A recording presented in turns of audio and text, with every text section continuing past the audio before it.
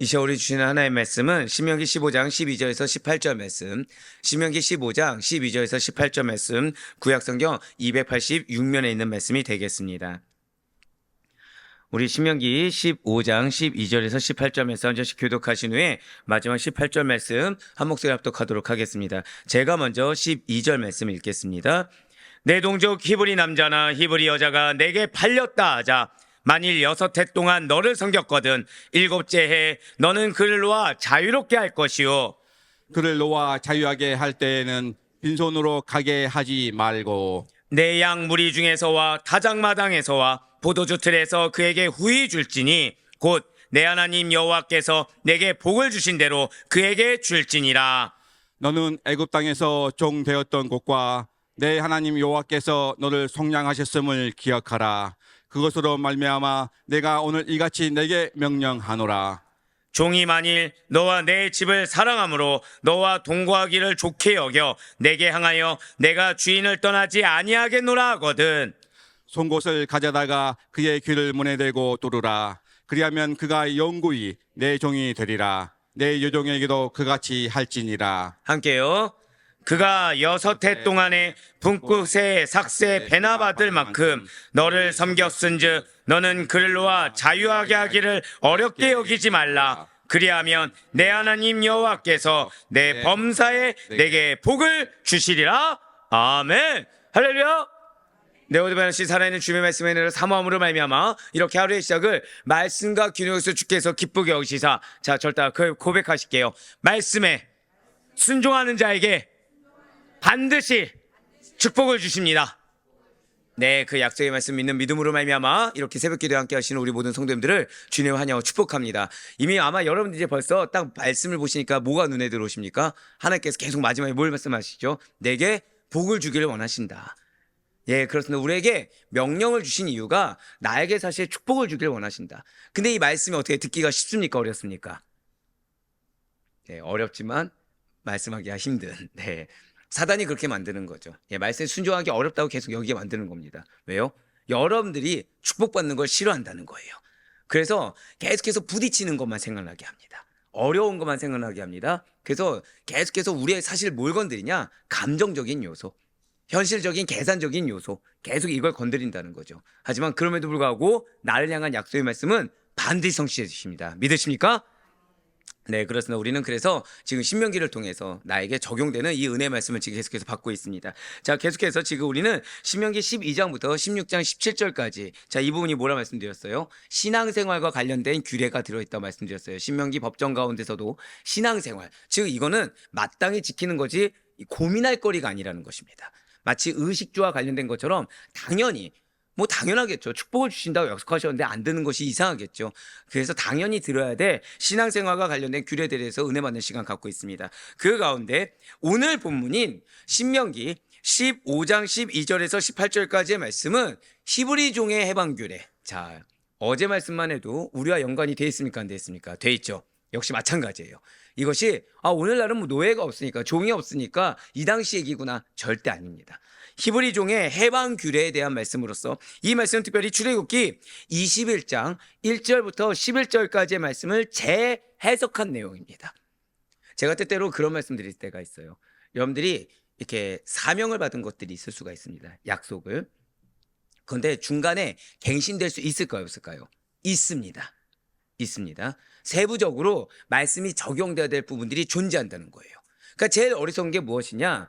예전에 내가 받았던 말씀을 붙들고 사는 거. 물론 이것에 대한 감사함은 있어야 됩니다. 궁극적인 목표는 될 수 있어요.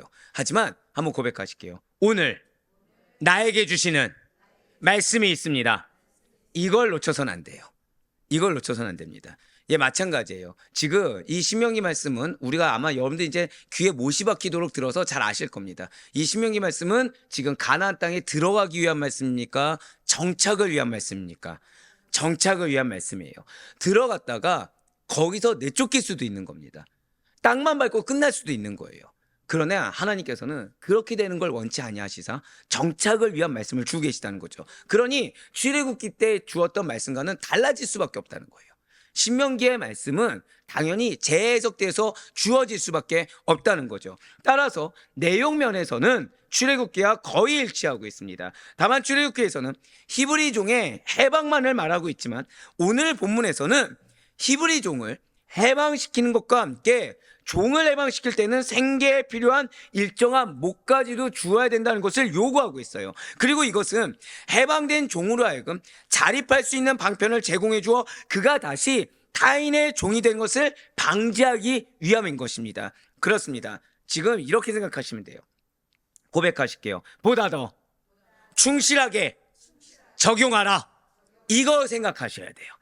오늘 본문 말씀에서 여러분들이 반드시 잊지 말아야 될 한 문장은 말씀을 보다 더 충실하게 적용하라는 것입니다. 예, 맞아요. 지금 출애굽기의 규정을 이미 들었습니다. 근데 출애굽기의 규정을 보다 더 충실하게 적용하도록 요청하는 말씀이 바로 오늘 말씀이에요. 겉으로 드러나는 히브리 종의 해방 중요합니다. 자, 방금 뭐라 말씀드렸어요? 겉으로 드러나는 말씀의 실천 중요합니다. 하지만 그거보다 더 중요한 것은 히브리 종 해방을 당연한 것으로 수용할, 한 번 더 고백하실게요. 말씀의 실천을 당연하게 여겨야 합니다. 이거예요. 즉 내가 실천했다고 칭찬받을 만한 것이 아닙니다. 제가 어제 오목사님 설교 들으면서 왜 이제 내가 십자가 진다고 해서 무슨 일이 일어나는 것이 아니다, 이 말씀에 제가 왜 소리 돋았냐면 바로 이거예요. 바로 이거. 그러니까 우리는 보통 말씀의 실천을 하면, 말씀에 순종하면 무엇을 기대하십니까? 예, 그렇죠. 이 웃음이 대변하고 있죠. 칭찬을 기대하고 있고 은혜를 기대합니다. 그런데 오늘 말씀은 그게 아닌 거예요. 실천하는 것이 당연하다는 것입니다. 그것이 뭔가 특별한 것이 아니라, 그것이 뭔가 내가 큰 리스크를 감수하면서 하는 것이 아니라 그게 당연하다는 거예요. 그것이 해방된 자라고 한다면 당연한 것이고, 그 당연한 것을 위한 무엇부터 보시냐? 고백하실게요. 마음의 의지. 이미 그것부터 보신다는 거예요. 마음의 의지가 없으면 계속 되묻습니다. 자, 방금 뭐라 말씀드렸어요? 마음의 의지가 없으면 계속 되묻는다는 거예요. 이게 오늘 본 말씀입니다. 마음의 의지가 없으면 모른 척하고 되묻고 안 하려고 하고, 작은 거 가지고 칭찬받으려고 하고 있고, 작은 거 가지고 뭔가 큰 거 한 것처럼 계속해서 포장한다는 겁니다. 그래서는 안 된다는 거예요. 그러니까 당시에 어떤 일이 있었냐? 히브리 종 해방을 얘기합니다. 자, 종을 해방시켜주고 싶을까요? 계속 데리고 있고 싶을까요? 데리고 싶은 거예요. 그러니까 겉으로만 해방을 시켜줍니다. 그러면서 뭐라고 얘기하냐? 구체적으로 어떻게 해야 될지 모른다는 겁니다. 이게 누가 얘기했다고요? 히브리인들이, 유대인들이 얘기하는 거예요. 그러면서 밥 하나 준 거를 칭찬받고자 합니다. 그러면서 이렇게 풀어주기로 내가 마음 먹은 거에 대해서 이 마음 먹은 실천한 거 하나를 가지고 마치 큰 거 한 것처럼 포장을 한다는 거예요. 그러면서 뭐라 얘기하냐? 야, 이거 내가 이거 말씀에 순종하니까 아유 내 마음도 편해졌습니다 라고 하는 거예요. 이게 누구 얘기예요? 당시 유대인들 얘기입니다. 하나님은 이걸 미리 알고 계셨어요. 모른 척할 것도 알고 계셨고, 그리고 작은 거 가지고 칭찬받을 것도 알고 계셨고, 그래서 오늘 본 말씀이 하고자 하는 얘기는 무엇이라고요? 보다 더 충실하게 적용해야 된다. 겉으로 드러나는 것보다 더 중요한 것은 순종을 당연하게 여겨라. 순종을 당연하게 여기는 마음의 의지부터 가져라. 지금 그 얘기입니다. 즉 아무리 이제 당시 상황으로 돌아오면요, 경제 형평상 노예가 되었다고 하더라도 평생 죽을 때까지 그를 노예로 부려하는 것은 아니라는 거예요. 주인이든 노예든지 간에 결국 하나님 안에서 한 형제 자매라는 것을 기억하라는 것입니다. 동족 안에 노예가 있다고 해도 그들이 경제적으로 그러한 형편에 처할 수는 있지만, 그렇다고 해서 하나님의 백성으로서의 신분까지 변하는 것은 아니라는 말씀인 것입니다. 그렇습니다. 인간은 누가 누구를 영원히 소유하고 주장할 수 있는 위치에 있는 것이 아니에요. 인간은 내가 옆에 있는 사람보다 더 우월감을 가지고 나아갈 수 있는 것도 아니고, 인간은 내가 지금 하나님께 이러면 칭찬받지, 이러면 은혜 받지 라고 감히 하나님의 입장에 서서 이야기할 수 있는 위치가 아니라는 것입니다. 이게 오늘 본문 말씀이에요. 자, 이런 내용을 기억하시면서 먼저 신명기 15장 12절 말씀을 보도록 하시겠습니다. 내 동족 히브리 남자나 히브리 여자가 내게 팔렸다 하자, 만일 6해 동안 너를 섬겼거든 7째에 너는 그를 놓아 자유롭게 할 것이요. 아멘. 자, 오늘 말씀은 이 전체적인 거 무엇을 기억하시라고요? 야, 몇 분 지났죠 지금? 지금 몇 분 지났습니까? 너무 충격적인데 지금? 한 번 더 고백하실게요. 보다 더 충실히 적용해야 합니다. 한 번 더요. 순종은 당연한 것입니다. 마음에 의지를 가져야 합니다. 자, 이거 기억하셔야 돼요. 이러지 않으면 오늘 말씀은 이게 나랑 무슨 상관이야 라고 얘기할 수 있는 그런 오해의 소지가 있는 말씀입니다. 자, 이거 기억하시면서, 자, 지금 히브리 남자나 여자가 종이 되어 나에게 팔려왔어요. 그리고 6년을 섬겼다고 한다면 7년째 되는 해에는 그 종을 자유롭게 놓아줘야 된다. 이것이 히브리 종 해방 규례입니다. 그런데 여기서 주목해야 될 단어가 있죠. 자, 어떤 단어 주목해야 됩니까? 탁월하십니다. 예, 내 동족이에요. 내 동족. 아니, 지금 중요한 거는, 자, 지금 오늘 말씀이 뭐에 대한 얘기죠? 종이라고 했죠. 그러면은 종이면 종이고 노예면 노예라고 쓰면 되는데 그 앞에 지금 뭐라 붙였어요? 그러니까 내 종 히브리 남자나 또는 내 노예 히브리 남자나 이렇게 하지 않고 내 동족이라고 붙였습니다. 여긴 이유가 있다는 거죠. 이렇게 종된 자의 신분에 대해서 가장 먼저 내 동족, 내 형제다라고 밝히고 있는 것은, 자, 먼저 고백하실게요. 정체성이 중요합니다. 그러니까 어제 제가 왜 소름 돋았겠습니까? 제가 요즘 우리 오목사 아주 이뻐 죽겠는 게 진짜 기도하고 있다는 증거입니다. 여러분들 도르트 신조하고 신명기의 말씀하고 일맥상통할 확률이 얼마나 된다 생각하십니까? 이 기도하지 않으면 불가능해요. 지금 말하고 있는 것이 정체성이 중요한 거예요. 즉 무슨 정체성이냐? 잘 들으셔야 돼요. 이스라엘 사람 중에 누구든지 재정의 궁핍으로 인해서 삶의 모습이 궁색해질 수 있지만 그렇다고 해서 그 사람의 본질적인 인격의 위상까지 낮아진 것은 아니다라는 사실을 가르쳐 주길 원한다는 거예요. 자, 고백하실게요. 정체성에는 합당한 인격의 위상이 있습니다. 이걸 기억하셔야 된다는 거예요. 즉 우리가 하나님의 백성이라는 정체성을 가지고 살아간다는 것은 그에 합당하게 살아가야 될 인격이 있습니다. 그에 합당하게 살아가야 될 인격의 위상이 있습니다. 이거의 제일 첫 번째 적용점은 누구예요? 나에게 그 정체성에 합당하게 살아가야 된다는 거죠. 더불어서 내 앞에 있는 형제자매 역시도 내가 미워할 수 있습니다. 내가 속상해할 수 있고 내가 답답해할 수 있습니다. 근데 앞에 있는 형제자매의 기본적인 정체성이 무엇이라는 거예요? 하나님의 자녀, 나에게 붙여진 하나님의 백성이라는 것입니다. 또한 어떤 사람이 궁핍해져서 자기의 몸을 종으로 팔러 온다고 해도 그 사람을 노예같이 여기는 것이 아니라 자신과 동등한 형제로 여겨야 한다는 사실을 우선적으로 가르쳐주기 위해서 무엇이 중요하다? 정체성이 중요하다는 것입니다. 자, 여기에서 지금 내 동족 다음에 히브리 남자나 히브리 여자라고 했을 때, 자, 우리는 히브리라는 단어가 굉장히 익숙하지만 공통적으로 사용된 히브리어 원어는, 자, 고백하실게요. 이브리입니다. 이브리예요. 자, 이거는 이스라엘 사람들을 공통적으로 가리키는 고유 명사입니다. 하지만 많은 경우에 지금 자유로운 신분에 있는 자들을 가리키기보다는 이 이브리라는 단어는 지금 뭐라 써있죠? 이방인의 세력 아래에서 핍박받는 노예 신분으로 있는 이스라엘 사람들을 일컬을 때 이브리라고 씁니다. 이브리.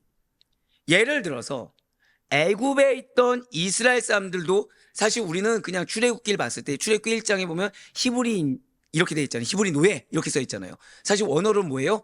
이브리입니다. 이브리. 이 단어로 이브리로 불러줬고 사사시대에서 예를 들어서 뭐 블레셋의 점령하에 있었던 히브리 사람들 할 때 무슨 단어로 쓰여집니까? 마찬가지로 이브리로 쓰여졌습니다. 자, 오늘 본문에서는 비록 이방인에게 핍박받는 종의 상태를 묘사하는 것은 아니지만 이 종이 된 자의 궁핍한 사정을 보여주기 위해서 이 이브리란 단어를 공통적으로 사용된 거예요. 그렇습니다.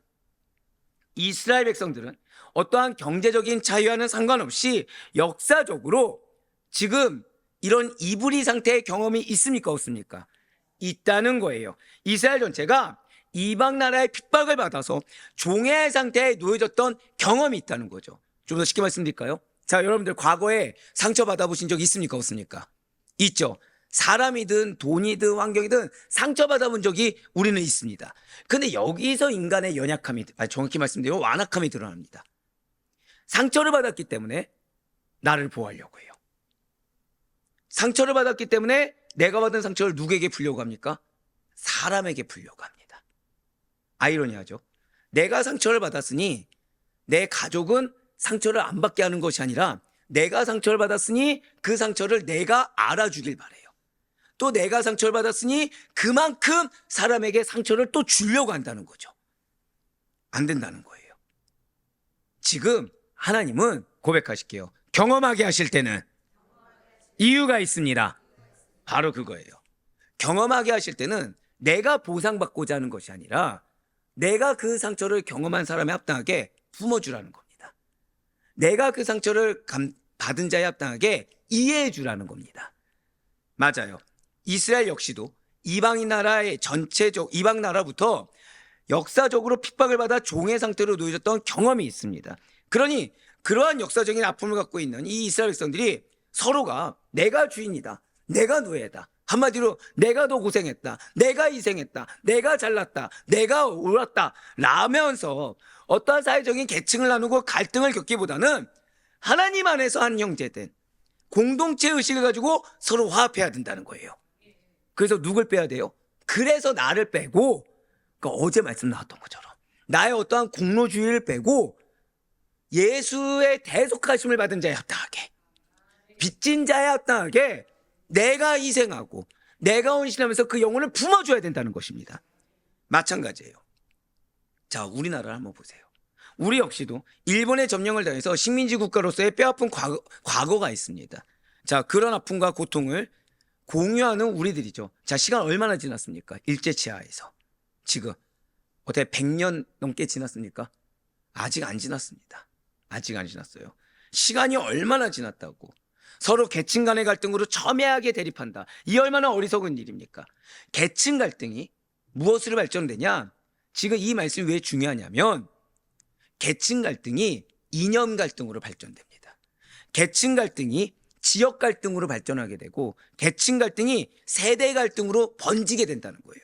즉 지금 이 누가 주인이냐 노예냐 이것은 무엇이냐? 누가 더 우월하냐는 거죠. 누가 더 인정받을 만하냐는 거죠. 누가 더 알아줄 만하냐는 거죠. 이것이 근데 사실은 갈등의 시작이 된다는 거예요. 이 시작이 무엇으로 번진다고 두고요? 이념, 지역, 빈부, 세대 모든 갈등으로 번지게 된다는 것입니다. 반드시 기억하시길 바라요. 오늘 두 번째로 기억하셔야 될 것은, 첫 번째 건 아까 오늘 본문이 말하고 있는 자 말씀은 어떻게 하시라고요? 보다 더 충실하게, 축복이 있을지어다. 자, 그리고 말씀을 보다 더 충실하게 적용해야 된다. 마음에서부터 형틀만 할 것이 아니라 실제적으로 적용해야 된다고 말씀드렸습니다. 두 번째 기억해야 될 건 이거예요. 내 입장만을 고수하면 갈등은 결코 사라지지 않습니다. 오늘 본문이 말하고자 한 건 딱 이거예요. 자, 이스라엘 백성들 여러분들 아시다시피 갈라집니까? 하나 됩니까? 갈라지죠. 북이스라엘 남유다로 갈라지죠. 하나님은 그걸 아셔서 이 말씀을 오늘 말씀을 주신 겁니다. 반드시 기억하셔야 돼요. 계층 갈등이라는 단어를 기억하시면 됩니다.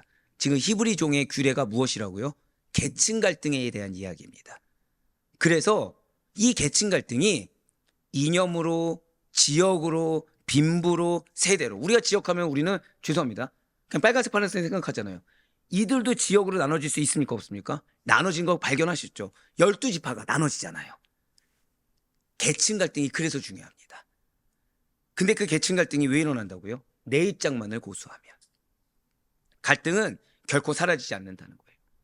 화목제물로 오신 예수님께서 없으시면 온전한 화평과 안식이란 결코 없습니다. 그러니까 내 입장만, 내 형편만 얘기하다가 끝나는 거예요. 근데 내 입장에서는 내가 지금 어려우니까, 내 마음이 어렵고 환경이 어려우니까 얘기할 수 있겠죠. 근데 이것이 무엇을 초래한다고요? 갈등을 초래한다는 겁니다. 여러분들 이거 기억하셔야 돼요. 내가 당연한 것이 하나님 주신 환경에선 당연한 것이 결코 아닙니다. 방금 뭐라 말씀드렸어요? 나에겐 당연한 것일 수 있어요. 근데 하나님이 허락하신 환경에선 당연한 것이 아닐 수가 있습니다. 누가 계셔야 됩니까? 오직 예수가 주인 되셔야 돼요. 예수가 해결사 진위로 있는 것이 아니라 예수가 주인 된 상태에서 나는 없어도 누구는 있어야 돼요? 예수만 있어야 됩니다. 그래야 갈등이 사라집니다. 그래야 문제가 사라지는 거예요. 사랑하는 성도 여러분들, 여러분과 저의 정체성이 무엇입니까? 우리는 하나님께서 지으신 피조물입니다. 그럼 우리들은 하나님 안에서 평등한 거예요. 또한 하나님을 믿는 형제요 자매입니다. 하나님을 아버지로 섬기는 한 형제 자매이기 때문에 누가 이끌고 누구는 따라가고 누가 섬기고 누구는 얻어가고 그럴 수가 없다는 거예요.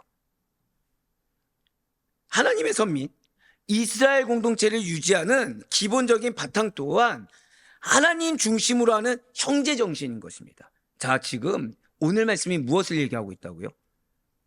히브리 종이지만 하나님을 중심으로 하는 형제 정신이 없으면 공동체는 와야 된다는 것입니다.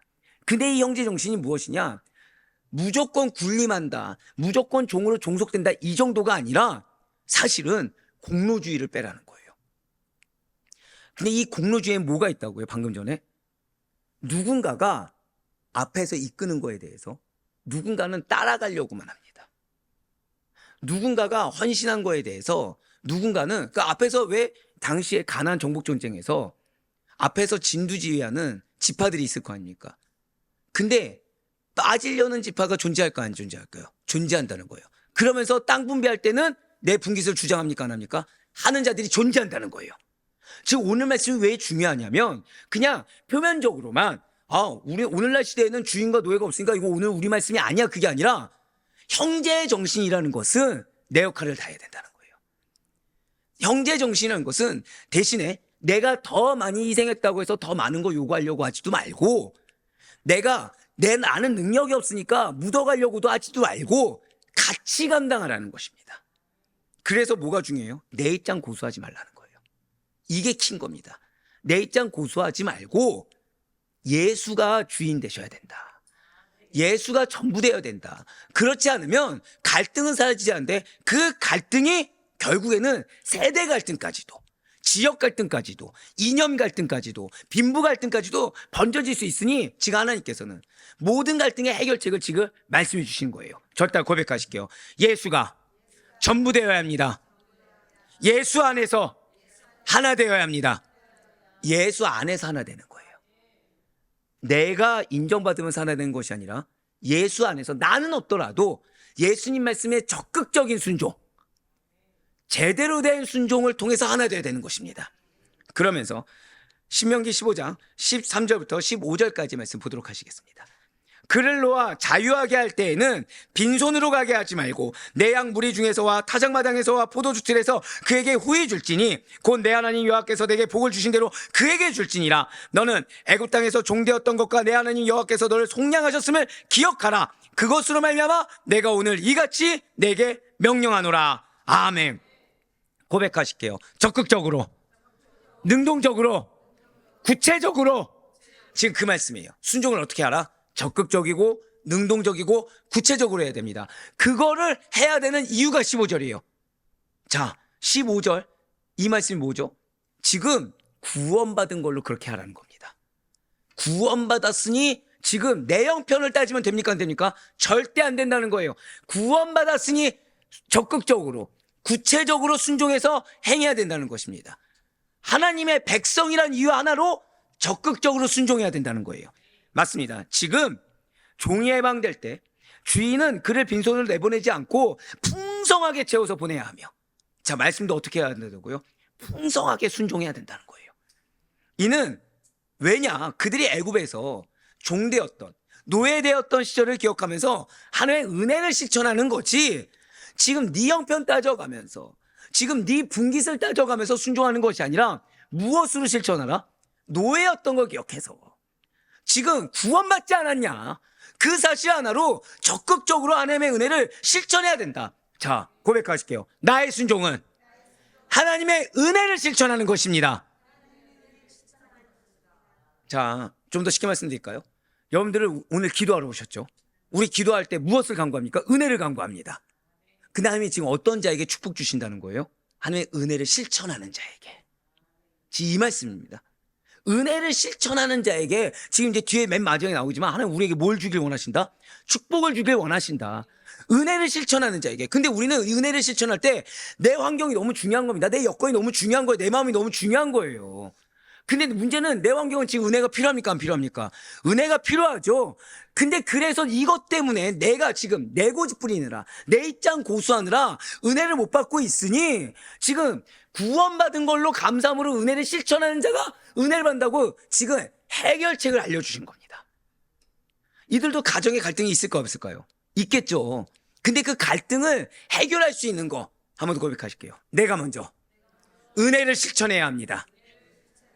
세 번째로 기억하실게요. 그거예요. 자, 말씀을 어떻게 실천해야 된다? 적극적으로 구체적으로 실천해야 된다고 말씀드렸습니다. 오늘 말씀이 주는 게 그거예요. 근데 구체적으로 적극적인 거 실천하기 위해서 무엇을 고수하지 말라? 내 입장을 고수하면 갈등은 해결되지 않니 내 입장 고수하지 마라. 그러면서 우리는 무엇을 실천하는 거라고요? 은혜를 실천하는 거예요. 지금 내가 아무것도 실천하지 않는다. 그럼 난 지금 하나님 앞에서 뭘 고백하는 거냐? 하나님, 난 은혜 받은 것이 없습니다. 나는 은혜가 없는 자입니다. 나는 사실은 내 마음이 너무 어려워서 말 한마디 거기에 힘들어서 난 가만히 있었을 뿐이에요. 내 입장에선 지금 내 마음이 어려워요. 말이 나오면 험한 말이 나올 것 같습니다. 그래서 가만히 있었어요. 그럼 나는 지금 선을 행한 겁니까? 악을 행한 겁니까? 거짓말쟁이들. 그 순간 나는 선을 행했다고 착각하면서. 예, 맞아요. 그게 악을 행한 겁니다. 왜죠? 은혜를 실천해야 되는데 나는 내 입장에서 나는 나오면 용밖에 나올 것이 없으니 가만히 있었다라고 내 입장을 고수해버렸죠. 그러니까 나는 지금 갈등을 유발한 자로 있었던 겁니다. 예, 아멘 안 나올 줄 알았어요. 받아들이기 힘든 말이죠. 나는 무언가를 헌신하기 힘들어요. 지금 먹고 살기도 힘든 거예요. 근데 지금 하필이면 이번 주 말씀이 뭐예요? 제일 11조, 21조, 31조가 있는 겁니다. 눈치가 빨라요. 예, 축복이 있을지어다. 예. 여러분들 오늘 처음 서론에 뭐가 중요하다고 말씀드렸죠? 제가 세 가지 말씀드렸습니다. 맨 마지막에 뭔지 아십니까? 세 번째가? 그쵸, 2분 전 것도 기억이 안 나는데 고백하실게요. 마음에 의지가 중요합니다. 아멘이라도 하시라니까요. 예, 마음의 의지가 중요하죠. 지금 은혜를 실천해야 된다는 거예요. 하나님은 왜 어려운 환경 가운데 우리에게 순종을 요구하시느냐? 하나님의 은혜를 실천할 만한 마음의 의지가 있는지, 그리고 실제 그래서 그 한 걸음을 떼는지를 보시는 거예요. 왜? 갈등을 종식시키기 위해서. 왜요? 은혜를 주길 위해서. 뒤에 나오지만 뭘 주기 위해서? 축복을 주기 위해서. 특별히 애굽에서 나올 때 하나님의 은혜 주셨습니까? 안 주셨습니까? 은혜 주셨죠. 애굽인들로부터 후한 물질을 얻어 나왔던 사실을 기억해야 됩니다. 이것을 기억함으로 종의 생활을 청산하고 자유의 몸이 되는 형제에게 물질을 베풀어야 하는 합당한 근거를 찾을 수가 있다는 거예요. 근데 오늘 말씀이 왜 무섭냐? 지금 이스라엘 백성들이 반드시 기억해야 될 것은, 자, 죄송하지만 15절 말씀을 다시 한번 더 보여주세요. 지금 여기에 하나님께서 너를 속량하셨음을 기억하라고 했지, 하나님께서 너가 나올 때 물질 주셨음을 기억하라고 돼 있습니까? 안 돼 있습니까? 안 돼 있죠. 지금 이 말씀을 좀 더 깊게 들어가 보면 이스라엘 백성들이 기억해야 될 것은 출애굽했을 때 물질을 받았다라는 물질 중심적인 생각이 아니라는 것입니다. 좀 더 쉽게 말씀드릴까요? 내가 말씀에 순종했을 때 하나님이 대가를 주실 거야 라는 것이 아니라는 거예요. 그러니까 제가 계속 어제 말씀이 진짜 기가 막힌 말씀인 거죠. 이스라엘 백성들이 출애굽을 기억할 때 반드시 잊지 말아야 될 사실은 그들이 노예였다는 신분과 하나님께서 노예였던 그들을 구속해 주신 사실을 기억해야 되는 것입니다. 주인된 자나 종된 자가 모두 다 과거에 하나같이 노예 신분이었다는 것과 또한 동일하게 구속받은 현재라는 사실을 기억하는 거지. 고백하실게요. 대가를 기억해서는 안 됩니다. 대가를 기억하는 것이 아니라는 거예요. 우리가 신앙생활을 잘해요. 말씀에 잘 순종합니다. 중간에 무너집니까? 안 무너집니까? 무너지는 이유가 바로 여기 있어요. 하나님은 우리한테 대가를 기억하라고 한 적이 한 번도 없습니다. 근데 하나님은 우리에게 정체성을 기억하라고 하세요. 정체성을 기억함으로 감사함으로 은혜를 실천하라고 하십니다. 근데 우리는 자꾸 내가 이만큼 하면 이렇게 주실 것이다. 대가를 기억하는 거예요. 자, 믿음이 있는 겁니까? 믿음이 없는 겁니까? 믿음이 없는 거죠. 그러니까 계속해서 무슨 숙제만 주세요? 믿음을 회복할 만한 숙제만 계속 주시는 거예요. 그러니까 나 스스로 나를 광야로 내모는 겁니다. 계속. 주인된 자는 종되었던 형제를 자유인으로 보내면서 자기와 동등하게 축복을 입은 자로 여겨야 됩니다. 이 말씀 뭐냐? 고백하실게요. 인간적으로, 세상적으로 판단해서는 안 됩니다. 그 얘기예요. 영적으로 분별하셔야 됩니다.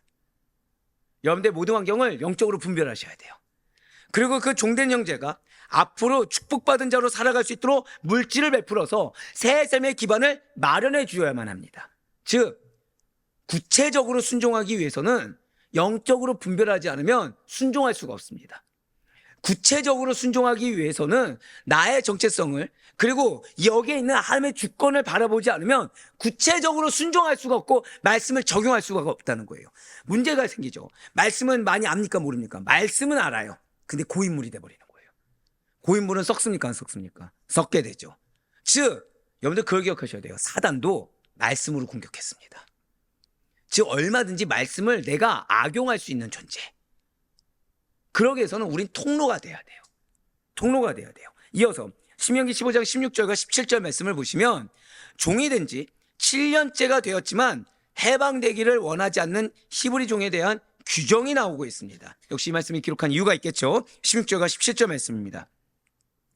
종이 만일 너와 내 집을 사랑함으로 너와 동거하기를 좋게 여겨 내게 향하여 내가 주인을 떠나지 아니하겠노라 하거든 송곳을 가져다가 그의 귀를 문에 대고 뚫으라. 그리하면 그가 영구히 내 종이 되리라. 내 여종에게도 그같이 할지니라. 아멘. 자, 이렇게 이브리 종이 제7년이 되어도 자유하게 되기를 원치 않거든 송곳으로 그 종의 귀를 문에 대고 뚫어야 합니다. 그렇게 하면 그 귀 뚫린 종은 영영이 그 주인의 종이 된다는 거죠. 그리고 여종의 경우도 이와 동일하다는 거예요. 자, 이처럼 안식년이 되었을 때 자유롭게 되기를 포기하는 종은 그 집에 영원히 머물며 비록 종이 됐지만 이걸 기억하셔야 돼요. 그 집에서 매우 중요한 위치를 차지하게 됩니다. 우리가 잘 아는 이의 대표적인 사례가 있어요. 자, 아브라함의 경우 종이 몇 명이었습니까? 300명이 되었습니다. 하지만 그 가운데서도 이삭의 배우자를 찾는 중대한 임무는 누가 맡았죠? 엘리에셀이라는 종이 맡았습니다. 그는 단순한 하인이 아니라 아브라함의 재산과 가정 운영을 총괄하는 관리자였다는 거예요. 창세기 24장 2절 말씀 한번 보도록 하실게요. 아브라함이 자기 집 모든 소유를 맡은 늙은 종에게 이르되 청하건대 내 허벅지 밑에 내 손을 넣으라. 아멘. 자, 이스라엘 종들은 즉 고대 주변의 근동의 다른 지역의 노예들처럼 비인격적인 대우를 받는 비참한 신분이 아니라 지금 인격적인 대우를 받는 사람다운 삶을 살고 있었다라는 것을 우리가 알 수 있죠. 비인격적인 대우를 받는 노예가 그 주인을 사랑하고 자유인이 될 수 있는 기회가 주었음에도 불구하고 주인과 계속해서 동거할 것을 희망하는 경우는 결코 없을 것이기 때문이라는 거예요. 한번 오늘 보면 신명기 15장 16절에 붉은색으로 표현된 글씨를 한 번 더 보시길 바라요. 종이 만일 너와 내 집을 사랑함으로 너와 동거하기를 좋게 여겨 라는 이 말씀에서 우리가 무엇을 할 수 있습니까? 종이 주인을 지금 뭐라 부르고 있죠? 너라고 부르고 있어요. 이 순간에서 그 종은 이미 자유인의 신분으로서 주인과 동등한 입장에서 결정을 내리고 있다라는 사실을 이 말씀에서 지금 이미 알 수 있다는 거죠. 그러니까 영원한 종이 될 것이다라는 결정을 내리는 그 순간은 바로 안식년으로 인해서 주인이 그 종된 자에게 한번 고백하실게요. 이미 자유를 부여했습니다.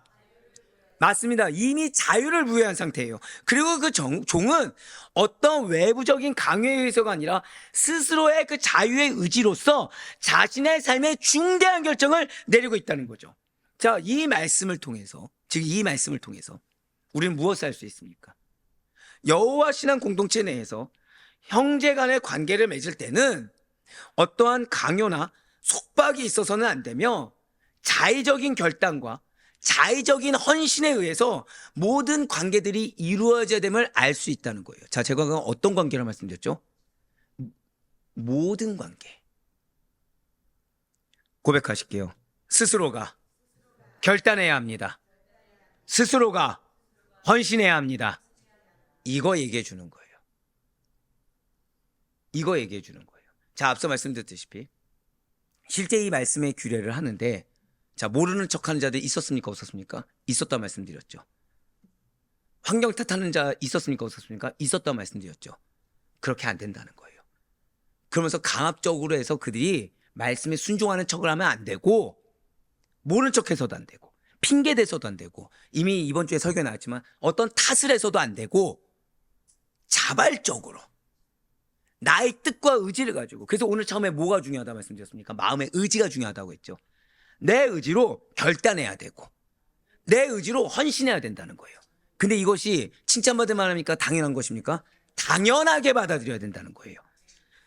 마찬가지입니다. 오늘날 우리 교회 공동체 안에서도 형제간에 서로를 섬길 때, 말씀에 순종할 때 그것이 어떠한 조직이나 제도나 사람에 의해 강요되어서는 안 됩니다. 자발적으로 결단해야 되고 자발적으로 헌신하고자 하는 마음 자세부터 기인해야, 그래야 정말 은혜를 실천하게 되는 것이지, 안 그러면 무엇을 고집하게 돼요? 나를 고집하게 됩니다. 나의 의지를 고집하게 되고 나의 입장을 고집하게 됩니다. 그렇기 때문에 하나님께서는 여러분들에게 은혜 주길 원하세요. 은혜 주길 원하기 때문에 마지못해 순종하는 것이 아니라 여러분들이 자발적으로 결단하길 원하시고 여러분들이 자발적으로 헌신하며 나아가길 원하십니다. 그런 자가 지금 오늘 본문 마지막 말씀 15장 18절 말씀의 수혜자가 될 수 있는 것입니다. 지금 종이 된 지 7년째 되는 히브리 종의 해방 규례를 재강조하고 있는 말씀이에요. 그가 6해 동안에 분깃에 삭새 배나 받을 만큼 너를 섬겼은즉 너는 그를 놓아 자유하게 하기를 어렵게 여기지 말라. 그리하면 내 하나님 여호와께서 내 범사에 내게 복을 주시리라. 아멘. 고백하실게요. 순종을 어렵게 여겨서는 안 됩니다. 오늘 말씀이 중요하면서도 무서운 말씀인 게 뭐냐면, 여러분들 정말 죄송하지만 우리는 말씀에 순종하는 거 어렵습니까? 안 어렵습니까? 어려워합니다. 그래서는 안 돼요. 그래서 제가 처음에 오늘 말씀 전체에서, 자, 이거는 반드시 기억하셔야 됩니다, 이걸 전제로 하는 겁니다 라고 했을 때 첫 번째가 무엇이었죠? 구체적으로 적용해야 된다. 그러면서 두 번째 있는 말이 당연하게 받아들일 수 있어야 된다. 세 번째가 뭐가 중요하다고 했죠? 마음의 의지가 중요하다고 했습니다. 바로 이 부분 때문이에요. 주인이 6년 동안 그 종으로 인해서 충분한 이익을 얻었습니다. 근데 주인의 입장에서 당연하게 여길 수 있을까요? 감사하게 여길까요? 당연하게 여기겠죠. 그래서 그를 해방시키는 것을 어려워해서는 안 된다는 거예요. 말씀에 순종하는 것이 당연한 건데, 하나님의 명령에 순종하는 것이 당연한 건데 어렵게 여기면은 복받지 못합니다. 즉, 그래서 앞서서 내가 어려운 상황 가운데 이걸 실천했습니다라고 얘기조차 하지 말아야 되는 이유가, 그 말로 인해서 내가 내 축복을 가로막게 되는 거예요. 여러분들, 말씀의 순종은 당연하게 해야 되는 겁니다. 당연하게 해야 되는 건데, 이것이 마치 내가 큰 리스크를 감수하고 하는 것처럼, 이것이 마치 내가 큰 결단하고 나온 것처럼, 이거 중심이 누가 됐죠? 내가 됐잖아요. 그래서 내가 이렇게 한 거 하나님이 알아주시겠지, 이게 제일 위험한 겁니다. 왜요? 아이러니하게 그 생각이, 그 마음이 하나님이 나에게 내려주고자 하는 축복을 가로막게 된다는 거예요. 그것이 지금 18절 말씀입니다. 지금 종이 삭군이 일하는 것보다 배나 더 일했기 때문에 충분히 그 노고를 인정해 줄 수 있어야 되는 거지, 너의 입장을 고수하면서 너가 그를 풀어준 거에 대해서 어렵게 풀어주거나 그것을 너의 공로로 삼아서는 안 된다는 거예요. 이렇게 종을 내어보내는 것을 망설이지 말아야 되는 또 다른 이유가 무엇입니까? 지금 붉은색 표현된 물을 보시기 바라요. 하나님께서 이미 그 종의 주인을 축복하고 계시다는 거죠. 고백하실게요. 지금 나를 이미 축복하고 계십니다. 그리하면 내 하나님 여호와께서 내 범사에 내게 복을 주시리라. 여러분들, 회개해야 될 거는 다른 게 아니에요. 말씀이 내려졌을 때 이 말씀에 대해서 내가 어려워하고 있고, 이 말씀에 대해서 내가 임의적으로 판단하고 있으며, 이 말씀에 대해서 내가 가감하는 거, 이거 회개해야 됩니다. 목사님, 사람인데 어려워할 수 있지 않습니까? 어려워할 수 있죠. 대신 뭘 포기해야 돼요? 이거 포기하면 돼요. 근데 여러분들, 포기할 수 있습니까? 없습니까? 은혜 포기할 수 없잖아요. 축복 포기할 수 없잖아요. 그렇죠? 그럼 뭘 해야 돼요? 둘 중에 하나를 선택하셔야 되죠. 나는 이 마음에 어려운 거 도저히 이겨낼 수 없으니까 나는 축복을 포기하겠다. 또는 나는 이 내 마음이, 이 마음 감정이 나를 책임질 수 없기 때문에 나는 축복을 위해서 나를 부인하겠다. 제가 왜 여러분들한테 자기 부인해야 된다는 거, 왜 여러분들 말씀을 받아들이고 이 감정을 버려야 된다는 이유가 왠지 아시겠죠? 여러분들을 어렵게 하는 게 아니에요. 이게 하나님의 약속입니다. 이 말씀을 대가성으로 해석해서는 절대 안 됩니다. 이 말씀은 히브리 종을 해방시키는 대가로 주인에게 복을 주겠다라는 약속도 아닙니다. 종을 놓아주면 또 다른 복을 주시겠다는 일종의 타협안을 얘기하는 것도 아니에요. 그 종이 주인을 이미 충분히 섬겼고 하나님께서 이미 주인된 자에게 복을 주셨기 때문에 그를 자유롭게 놓아주라는 강한 명령인 것입니다. 그런데 감사한 거는 즉 뭡니까? 말씀에 순종한 것이 당연하죠. 하나님의 축복을 주시든 안 주시든 순종한 것이 당연합니다. 근데 여기서 감사한 것이 있어요. 근데 순종하면 축복 주십니까? 안 주십니까? 그거죠. 근데 오늘 말씀의 키 중에 하나가 첫 번째, 구체적으로 적용해야 된다. 두 번째가 뭐였어요? 당연하게 받아들여야 된다. 세 번째가 무엇이었죠? 마음의 의지였습니다. 근데 이 마음에서 이미 대가를 생각하는 자와 마음에 감사함으로 당연하게 행하는 자는 결과가 다릅니다. 즉 그 말씀이에요. 신약 성경에서도 형제에 대한 사랑을 얘기할 때 이와 같은 어조의 명령을 내리는 것을 우리가 볼 수 있습니다. 즉 우리가 형제를 사랑하는 것을 그를 사랑하는 결과로 하나님의 사랑을 더 얻을 수 있기 때문이 아니라 하나님께서 나를 이미 먼저 사랑하신 그 사실로 인해서 형제를 사랑해야 된다는 거죠. 요한일서 4장 19절의 말씀입니다. 우리가 사랑함은 그가 먼저 우리를 사랑하셨습니다. 아멘. 지금 이 말씀이 뭐냐? 내가 말씀에 순종하는 거 있죠. 내가 말씀을 어렵지 않게 순종하는 것은 정체성을 확고히 붙드는 자들만이 할 수 있다는 거예요. 정체성 확고히 붙듦으로 이미 그 감사를 갖고 있는 자들만이 할 수 있다는 겁니다. 그렇습니다. 진실로 그리스도인은 말씀에 순종하는 것에 있어서 어떠한 대가성의 동기를 버려야 됩니다. 당연하게 받아들여야 돼요. 왜요? 이미 내가 빚진 자라는 정체성을 기억해야 된다는 것이죠. 오늘 말씀으로 봤을 때는 우리가 형제를 사랑하는 것은 이미 내가 받은 사랑이 많기 때문에 당연히 형제들을 사랑하는 것이다 라는 사실을 잊지 말아야 되는 것입니다. 하나님께 받은 은혜만을 고백하실게요. 나의 동기는 오직 이미 받은 은혜입니다. 그거를 기억하심으로 말씀을 실천할 수 있는 우리 모두가 되시길 간절히 소망합니다. 이제 말씀을 맺겠습니다. 오늘 본문 말씀은 굉장히 오늘날 우리들에게 적용되는 말씀이고 실제로 이스라엘 백성들이 우리들을 앞서서 안 좋은 사례를 보여준 말씀이며 그 가운데 우리에게 어떻게 하면 축복을 받을 수 있는지 그것을 알려주는 중요한 열쇠가 되는 말씀입니다. 오늘 본문의 히브리 종 해방 규례는 이스라엘 공동체 내에서 경제적인 어려움 등으로 인해서 동족이 종이 되었을 때 그 인권과 자유를 보호하기 위한 율법이며 정확히는 말씀의 순종을 권명하는 율법입니다. 종이든 아니든 하나님 안에서 한 형제 자매 된 이스라엘 백성들은 서로 섬기고 서로 사랑함으로 그리스도의 향기를 드러낼 의무와 책임이 있으며 마찬가지로 오늘날 믿는 자들은 하나님의 말씀을 구체적으로 적용해야 될 책임, 당연하게 받아들여서 순종할 책임, 마음에서부터 자발적으로 의지를 갖고 결단해야 될 책임이 있다고 권면하는 말씀이 오늘 말씀입니다. 진실로 저와 여러분은 동일한 하나님의 은혜로 말미암아 구원받은 자요 하나님 안에서 한 형제 자매입니다. 그러니 받은 은혜를 먼저 기억하셔야 돼요. 그래서 내 곁의 형제와 이웃을 상대의 입장에서 사랑할 수 있어야 되고 역시 공동체 역시도 공동체의 입장에서 자발적인 사랑과 헌신으로 함께 할 수 있어야 되는 것입니다. 주님은 여러분들에게 이미 약속의 말씀을 주셨어요. 그런데 그 약속의 말씀에 따른 순종의 말씀들이 있습니다. 근데 이 순종의 말씀은 우리 죄송하지만 한 번 더 절대 고백하실게요. 구체적으로 적용해야 합니다.